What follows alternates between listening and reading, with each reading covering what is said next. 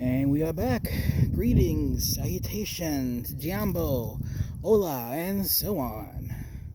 I don't know why I started doing that. Anyway, we are back at the pond again. Unfortunately, we still aren't finished fixing the gap. But it has rained a bit, and it has filled in a little bit more. And thankfully, no more excess residue or that has gone away. Like I said, as long as we got the exterior or what did I say before? Anyway, as long as we got the base of it and it's still holding water, we're holding a little bit of water, if not all of it, we're good. So yeah, we're going to work on that later. But in that, oh, and also, I don't know if I mentioned this, but this collapsed. I may have mentioned it before, but it collapsed.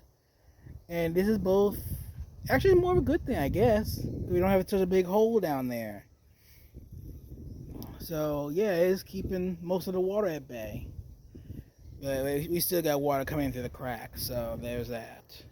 But before that happened, from the looks of things, unfortunately, the frog bit and water spangle has been washed away.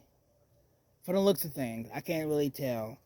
I don't see I don't see any green at all, except for like a fallen leaf. So, thankfully, like I said, it's a good thing I went prepared. I was bleh words.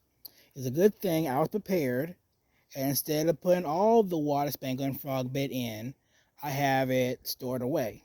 I have some on hand, growing, uh, just for this situation. But that's not what this video is about. And this is what it's really about. It's about these guys. Let me get out of the way from the light. Here we go. Now these are not minnows. Um, these are actually mosquito fish. Now, why are they called that?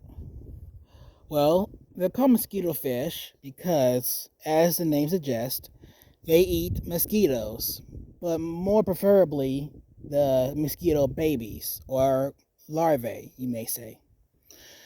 For those that don't know, but you honestly should, you really should, but some people don't, you could say, mosquitoes breed in water, any kind of still water, basically. Like, say, um, if you left a bowl outside and it rained and you didn't touch it, eventually you would have mosquitoes. And this is some still water for the most part.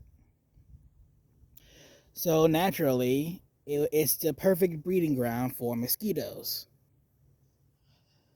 And it just so happens last week I saw a couple mosquito fish, actually.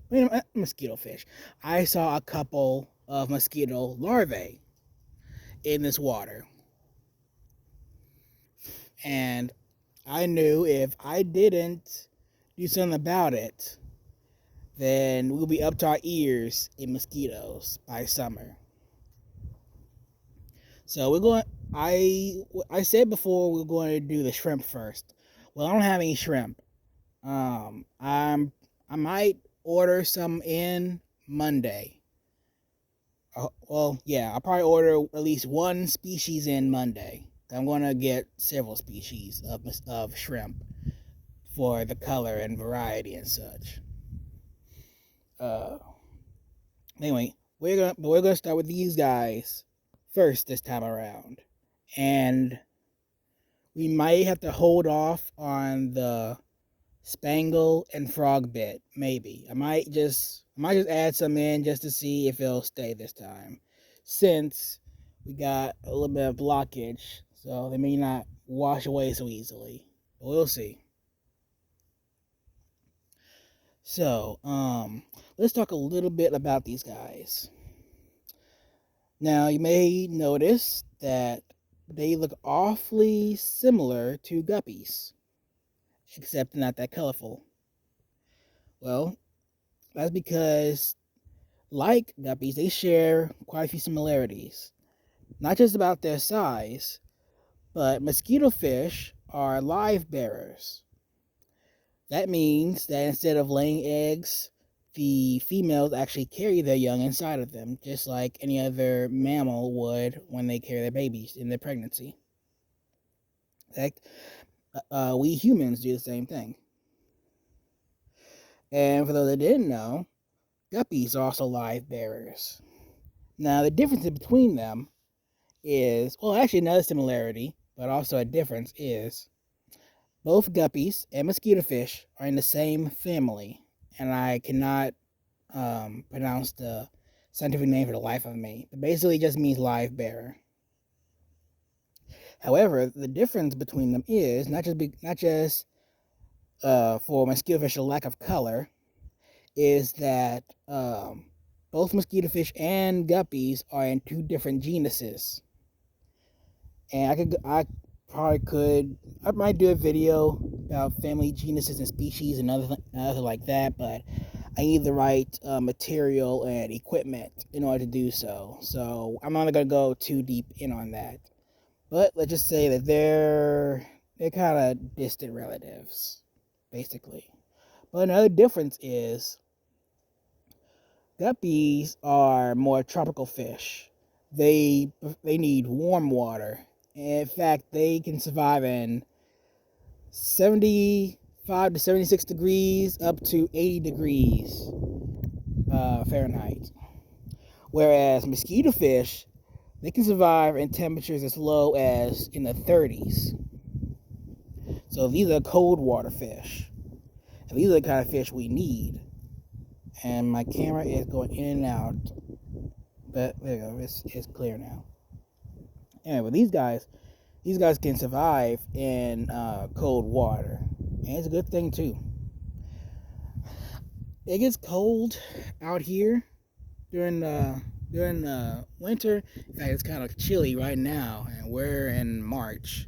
Although in some places it's still snowing. But anyway, I don't know if it gets too cold in the water. I probably should test the temperature of the water and see how cold it gets. And if it depending on what the temperature would be, like say if I took the temperature of the water during the winter, like say December, of this year, so further in the future, hopefully when everything is ship shape and full and beautiful, if the temperature of the water around December is like say 75 or 76 degrees, I doubt it, but let's just say if it is, then maybe we can start adding in maybe a couple of tropical fish that can survive in those weathers. But right now, we're just going to focus on cold water and native fish around here. And these are as native as can be, really. Because these were in one of our ponds in the pasture. In fact, I got a lot of them, actually. I don't know how many, but I got quite a few in there.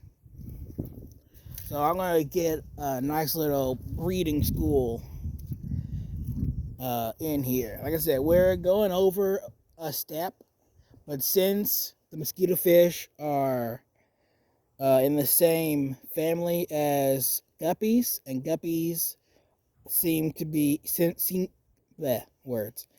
guppies can coexist with shrimp with hardly any difficulties, we're just gonna cross our fingers that the mosquito fish are the same way. And I think by the time we put these guys in, so they won't stress out. So let's get to it. All right, I chose this spot so we can see them as they're swimming, even though they can go anywhere they want. So we're gonna dump these guys in first, as long as they don't fall in. Alrighty. Alright, they're in. You can see it moving around. They'll get their bearings later on, and they'll start the school together. So we better put the others in so they all stay together. All right, now we're gonna add in the bucket full.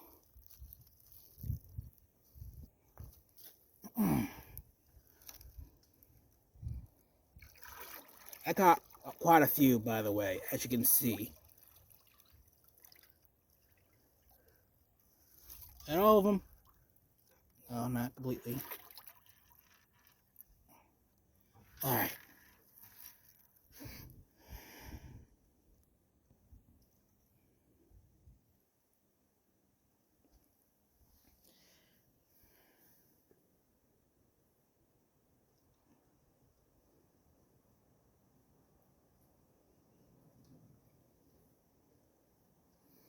So yeah, hopefully, because last year I added, actually no, the year before last, I had a population of mosquito fish in this water, and they did pretty well actually.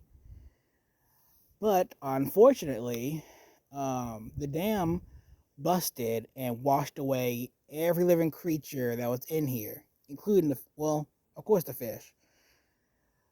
So hopefully, these guys will not only survive but thrive. I mean, they're gonna thrive because this water has everything they're gonna need. They got cover, even though they don't have any predators yet. There's food. Uh, the temperature is about the same as it was in the pond they were in. Well, probably a little cooler now that it's getting late. But like I said, see, they're already starting to school up. You see a small little group forming right there.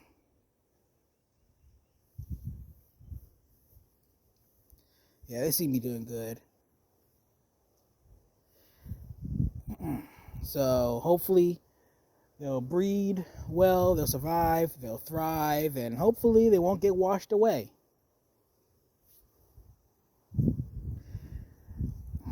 And I didn't just add them in because of the mosquito problem. Like I said, the shrimp was going to be the first block. Well, actually, I'll put it this way. In the food web or food chain that I'm making here, the plants would have been first. Like I said, we added plants. Well, I'll add some more later.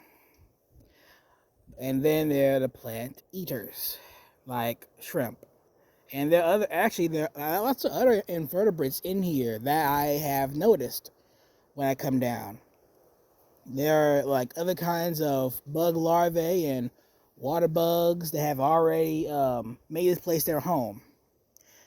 And there are still plants. There are plants in here, and there's algae like we saw in the last video. So there is plants in here. So that's good. I wanted to add the shrimp in. The shrimp will not only eat algae, but they also eat like leaf litter, and there's tons of leaf litter down here.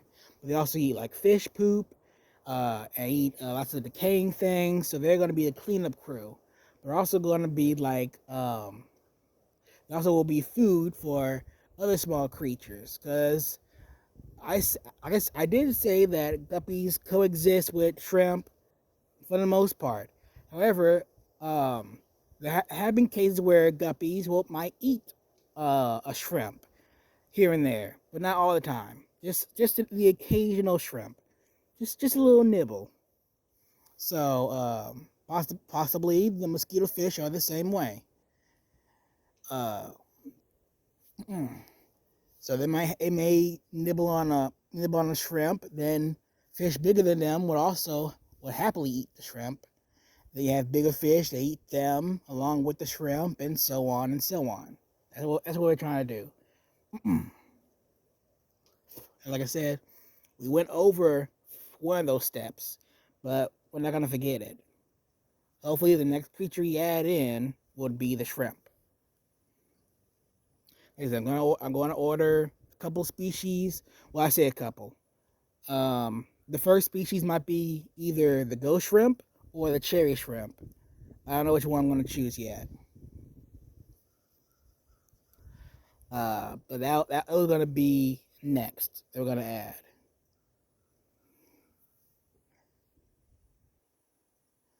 But we might do another video seeing how these guys do, and by that time they're probably gonna be in a big old school. Yeah, that's. I was gonna try to find where they went. This little group. Yeah, there they are. Yeah, that's about it. Mosquito fish are doing well.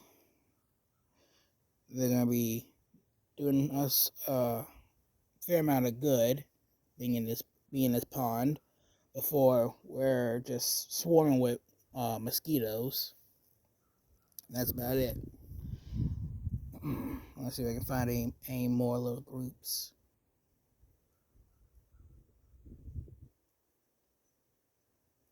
No. Oh, and I'm not too worried if they do get washed away, because just like the spangle and the duckweed, I got several other breeding schools that I have at home to make sure that if something happens to this group, I have another one already. About it.